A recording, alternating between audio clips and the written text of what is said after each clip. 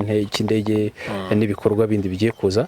Inyubako rero twubakiye umuturage ikaba miliyoni 5.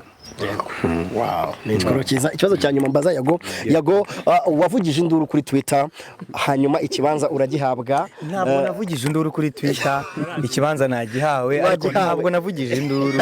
Ahantu mwize mubona dore ukuntu bavuze induru n'icyo ngo kuko hari umuntu wambonye kuri Twitter ameze gutya. Reka dukomeze turaza kuganira.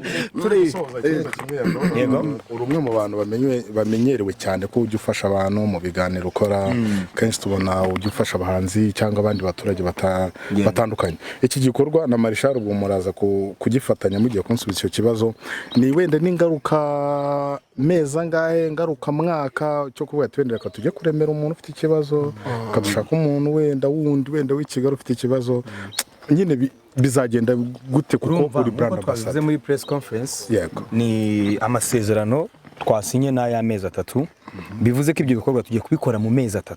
Hanyuma ayo mezi 3 narangira, Marshal kifuza kongera gukorana na Yago.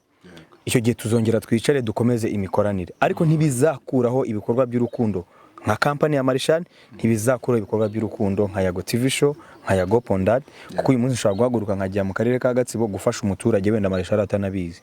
Marshal ashobora guhaguruka akajya i Rusizi gufasha umuturage wenda nge ntanabizi. Mu gihe wenda amasezerano yarangiye, ntago bikuraho wa mujyo wo gusharinga urukundo cyangwa se spreading love. Yaman, turi gukomeza amashagaga ameze gute mu bantu rero.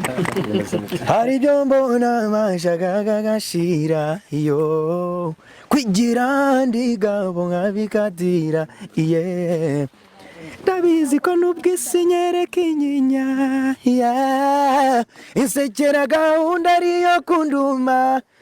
Murabyumva namwe, amashagaga n'amashaga.